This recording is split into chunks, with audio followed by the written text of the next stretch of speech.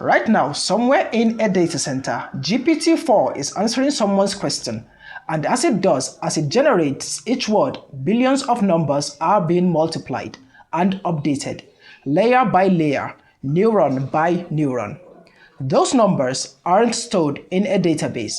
They are not in a file system. They are in matrices. The knowledge that model has, everything it learned from reading half the internet, is stored as numbers arranged in grids. Every relationship between ideas, every grammar pattern, every fact it knows, matrices. The matrices are the intelligence. By the end of this video, you will understand exactly what a matrix is. Every operation you will ever need to perform on one, and you will have built a real neural network layer in Python that does exactly what GPT does, using nothing but matrices. I have put a link in the description where you can download today's matrix cheat sheet and the complete Google Colab notebook with all the Python code totally for free. All I ask is you hit the subscribe button if it helps. I'm Bishir, let's go. In the last video, we established that a vector is a list of numbers that describes something. A house, 3 to 1405, bedrooms, bathrooms, square footage, distance from city in miles, one data point, one vector. Now, here's the question. What do you do when you have 10,000 of them? You don't have 10,000 vectors, you have one matrix. Every row is one house, one training example, one vector, and every column is one feature tracked across all the houses simultaneously. That's a matrix, a collection of vectors stacked. This one has 5 rows and 4 columns, written as 5 by 4. Whenever you hear rows as examples, columns as features, this is exactly what that means. A dataset of 50,000 patient records, each with 200 measurements, that's 150,000 by 200 matrix. One object, the whole thing. But here's where matrices get genuinely powerful. I want you to hold on to this for the rest of the video. A matrix is not just storage. It's a function. When you multiply a vector by a matrix, you get a completely new vector. The matrix took your original vector and moved it to a new location in space. It's a transformation. You put a vector in, a different vector comes out. The matrix defines the rule. Why does this matter for AI? Because this is exactly what a neural network layer does. Your input, an image, a sentence, a row of data, comes in as a vector. The weight matrix multiplies it and produces a new vector. That new vector goes into the next layer and the next all the way through. What is the network actually learning during training? It's learning the right matrices, the ones that transform your input in a way that separates cats from dogs, detects cancer in a scan, predicts the next word in a sentence. The weight matrices are what the model knows.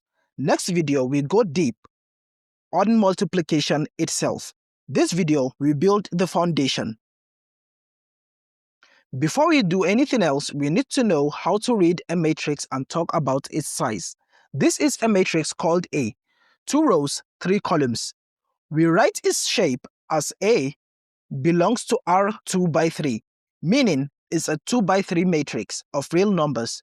To point at any single element, you write A bracket I, comma J, where I is the row and J is the column. So A 1, 2 is row 1, column 2. That's the number 2. And A 2, 3 is row 2, column 3. That's 6. Rows first, column second. This order is non-negotiable. Getting it backwards is the most common source of shape error in every deep learning framework. Let's talk about the identity matrix. Think about the number 1 in regular arithmetic. Multiply anything by 1 and you get the same thing back. The identity matrix is exactly that, but for matrices. Ones on the diagonal from top left to bottom right, zeros everywhere. Multiply any matrix by the identity and you get the same matrix back, unchanged. is the do-nothing matrix. Matrix addition is element-wise. Top left adds to top left. Every position adds to its matching position. 1 plus 5, 2 plus 6, 3 plus 7, 4 plus 8, which gives you 6, 8, 10, 12. Same shape required.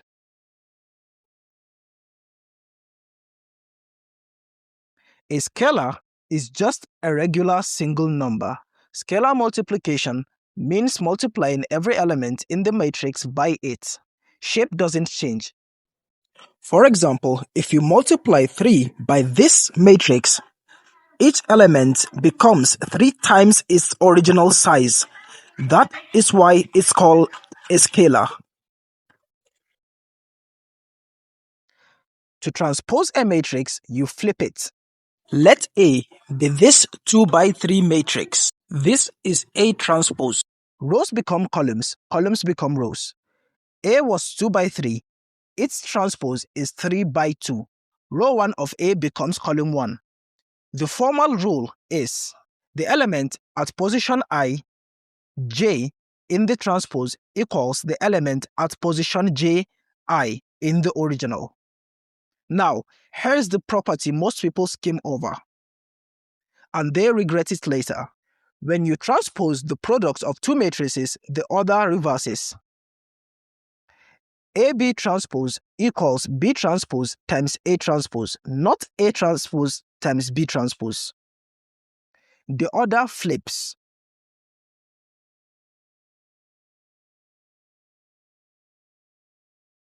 Imagine you have a matrix that transforms a vector from one location to another. The inverse is the matrix that takes it back. This is the entire idea.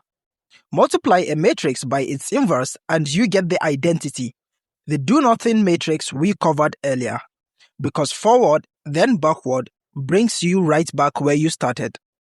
Computing the inverse by hand is beyond the scope of this video, and honestly, in practice, you will never do it manually. Python computes it in one line.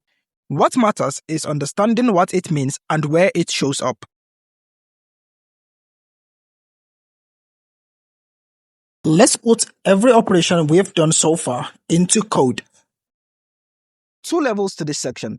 First, we build every operation manually in pure Python so you can see exactly what is happening inside each. Then we switch to NumPy, which is how it's actually done in practice, and run a live comparison between the normal equation and gradient descent. Open the Colab notebook from the description and follow along. Let's start with the identity matrix. Just 3 lists inside one list.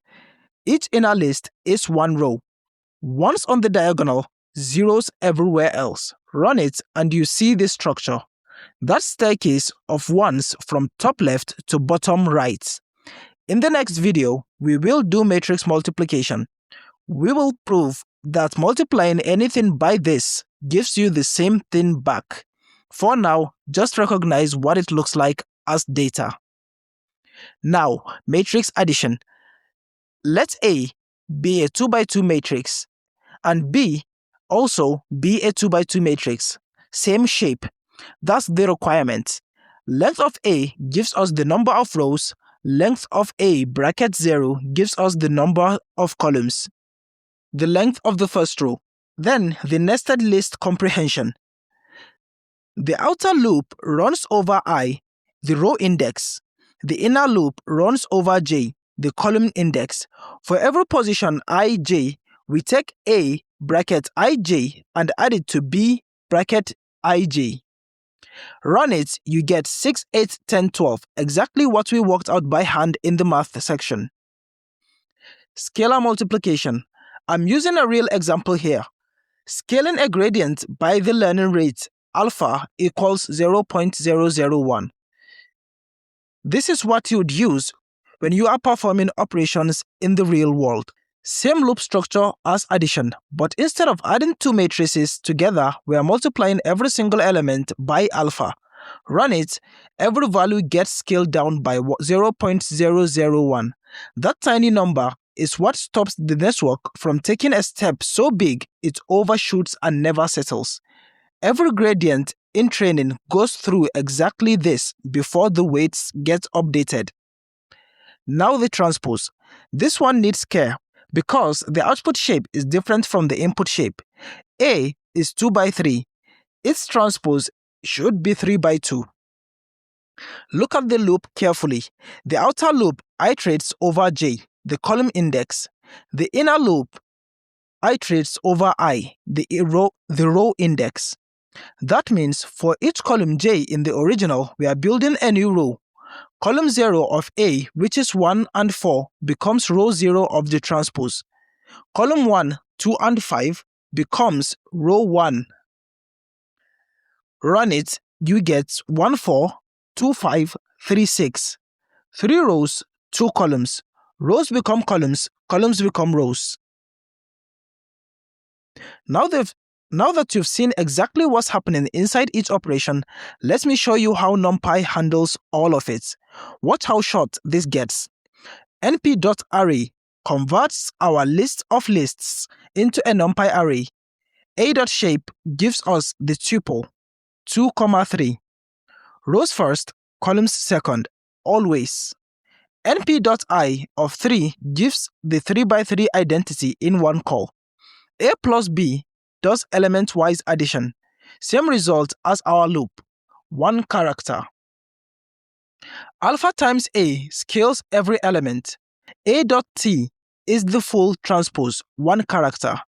And A.np.random.randn of 4, 3 gives us a random weight matrix, shape 4 by 3, multiplied by 0.01 to keep the values small. Run it and check the shapes match what you'd expect. This is exactly how a neural network initializes its weight matrices before training begins.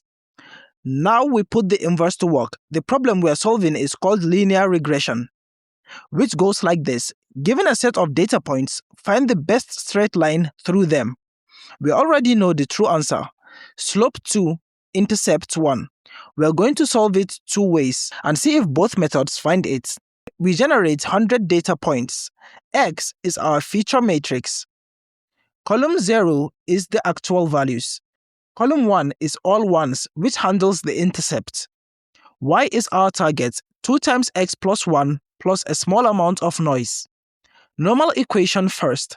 Reading it left to right, x.t is the transpose of x.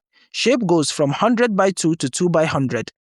X.t at x multiplies those together, giving a 2 by 2 matrix. np.linalg.inv computes its inverse.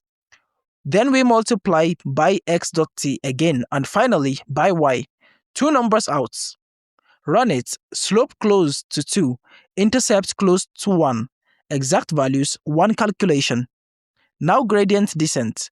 We start with weights at 0 and loop 2000 times. At each step, x times w gives predictions. Predictions minus y gives errors.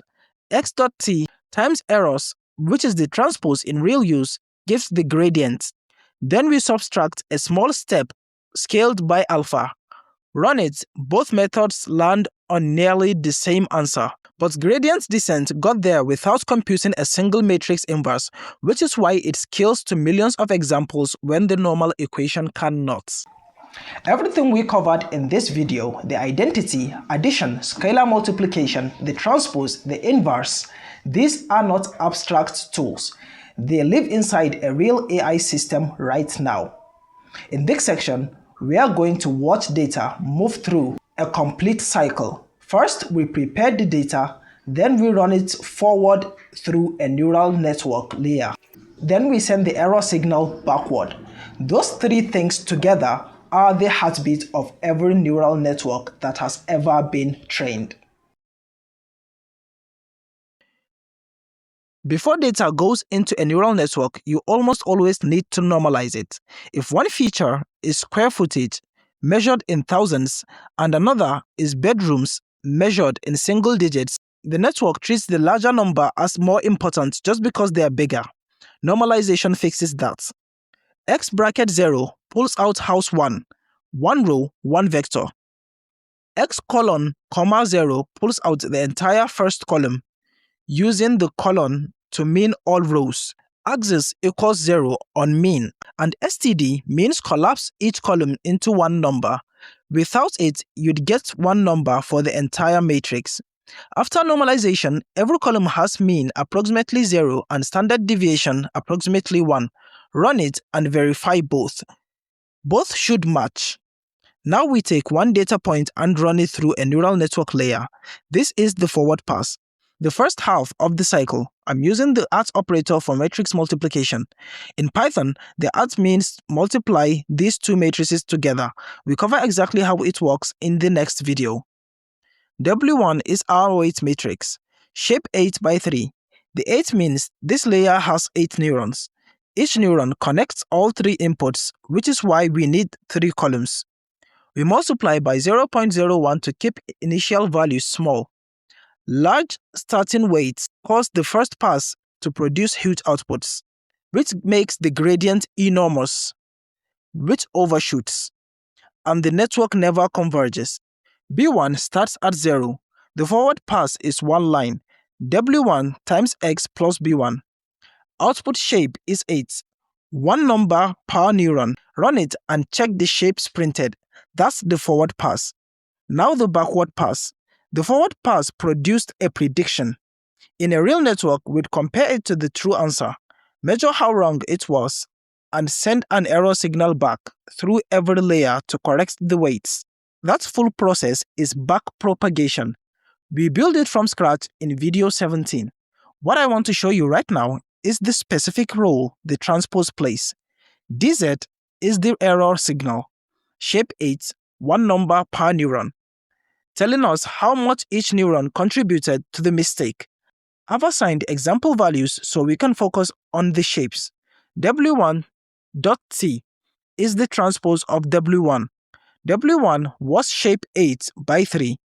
Its transpose is 3 by 8. Multiply that by the 8 error values and you get a 3 outputs, one value per input, mapping perfectly back to the original input dimensions. Run it and read the diagram. It prints. Data went forward through W1. The error came back through W1 transposed. Same matrix, just flipped. That shape mechanic is what makes backpropagation possible. The full video algorithm comes in video 17 of this series. Let's learn this. A matrix is organized data, rows as examples, columns as features. It is also a transformation function that maps out an input vector to a completely new vector space. You have seen the identity, addition, scalar multiplication, the transpose, and the inverse. You have built all 5 from scratch in Python and with NumPy. You have run the normal equation against gradient descent. And you have watched data move through a complete forward and backward pass of a neural network layer. Next video is matrix multiplication, the one operation that runs every single forward pass in every neural network layer ever built. We will build it from scratch, benchmark it, and show you exactly how many of these multiplications happen inside GPT-4 every time you send a message. Free notebook and cheat sheet in the description. Hit the subscribe button if this helped. I'm Bishir. See you in the next video.